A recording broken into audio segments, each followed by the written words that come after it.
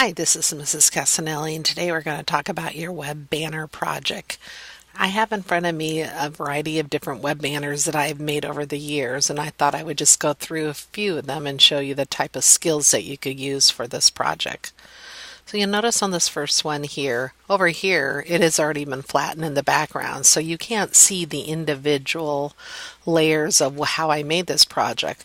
It's one of the reasons why in the written documentation is going to be so important on this project, so that you can tell me, for example, I placed an image, I applied a marquee over a portion of the image and applied a very soft blur filter to it.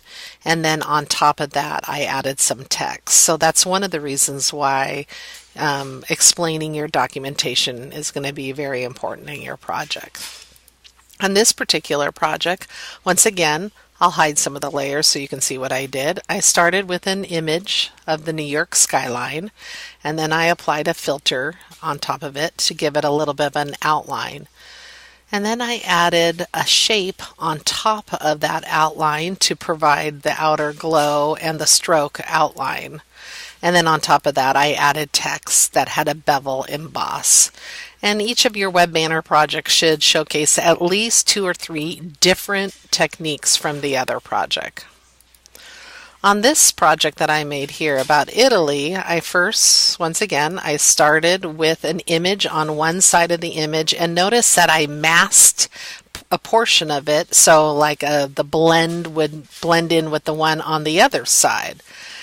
And then over the whole thing, I added a hue and saturation layer to make the colors match a little bit more, and then I added text on top with the drop bevel and drop shadow technique. Now, any of these images, you would probably, for your website, if you were going to use this banner on your website, you would probably want to pick some colors out of your banner to help you choose the rest of the design of your website.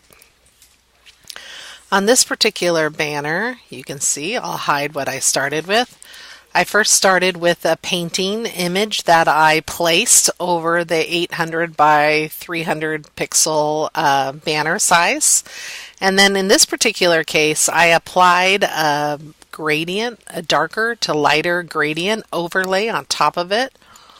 Then I added this effect here that gives you this kind of like, I like doing borders around mine with the stroke effect. And then just to add interest, I added a rectangle in 2 different directions and changed the transparency or the brightness of those rectangles, because that was the placement of where I was going to add my text. That in this case I did a drop shadow, outer glow, and stroke, so it would really pop. On this last banner that I made here, I started with this cool wallpaper in the background, and when I added the picture of myself, it looks like it's all one layer, but actually this was an image that I duplicated and changed the color of each image. But then what I did is I did a right click and I merged all those layers together to create this layer that you are seeing here. So sometimes you can do that because now I can manipulate this layer all at once. And then I just added this text on top with a drop shadow and a beveled edge. And once again, when you look at all of these different banners, you know, they each kind of express a certain personality about me. I would use the colors from the banners to design a website. Part of the thing that I'm going to want you to write in your written explanation is, what was your intention behind choosing this color or this font? What does this kind of soft, say about you, or what kind of message are you trying to portray by doing this type of banner project?